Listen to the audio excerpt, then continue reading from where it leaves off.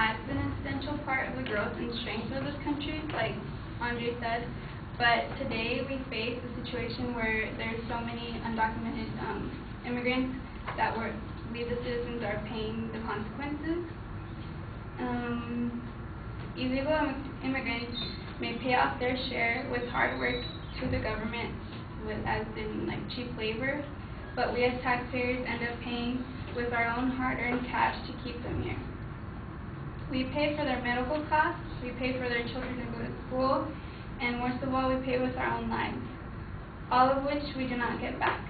When illegal immigration occurs, it's inevitable that the crime rate does increase. According to the U.S. Census Bureau, there are more than 13 million illegal immigrants in the U.S. today, with roughly 500,000 more coming in each year. Tom DeWeese, author of Why Illegal Immigration is a Threat to the U.S., notes that illegal aliens make up 29% of the prison population. That is a significant amount of the criminals in just the prison, and there's still more out there. There's the most dangerous gang right now in the U.S. is MS-13, which is mostly of illegal immigrants. And all these, Tom DeWeese noted that all these illegal immigrants were placed in prison for crimes such as rape, murder, theft, or drug distribution, which is a big one right now, like the drug war at the border. And since they're doing this in the U.S. on our homeland, they make us, the U.S. citizens, the victims, and in the long run, the U.S. taxpayers pay $1.6 billion in prison costs alone. So in other words, we're paying to sustain the criminals that killed us or harmed us and our loved ones when they shouldn't have been here in the first place. I should also mention that illegal immigration doesn't just harm us individually, but as a society as well.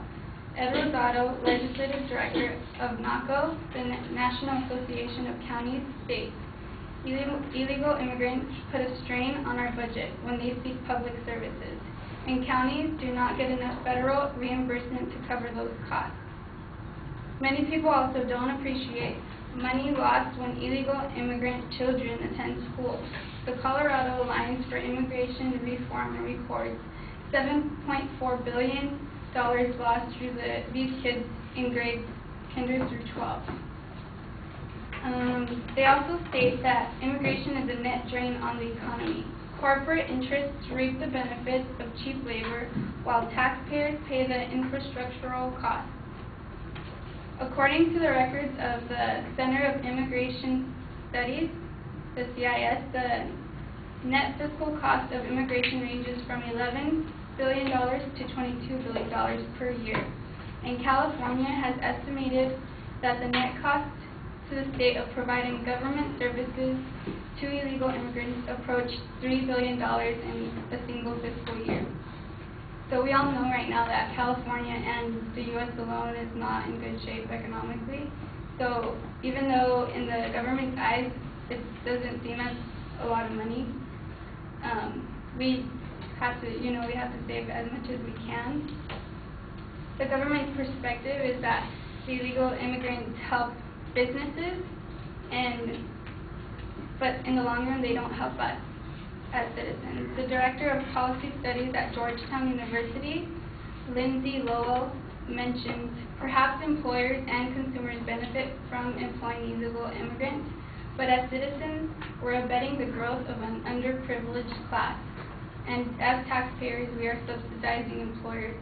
So we're encouraging them to hire the illegal immigrants, which is encouraging them to come over. So we're kind of like paying, because we're buying what they're making, so we're paying them to stay here.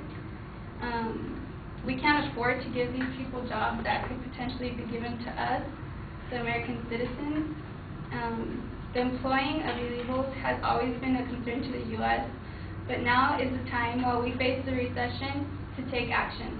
Obviously, it's too hard or even impossible to deport all the illegal immigrants in the U.S. today, so our solution, as Yasna mentioned, was to fight from the source, which is the borders. We propose to increase Border Patrol, both in Canada and Mexico, but because of the present drug war at the Mexican border, we support the decision to take our American troops to the Mexican border and have it safe, because both here and in Mexico people are dying.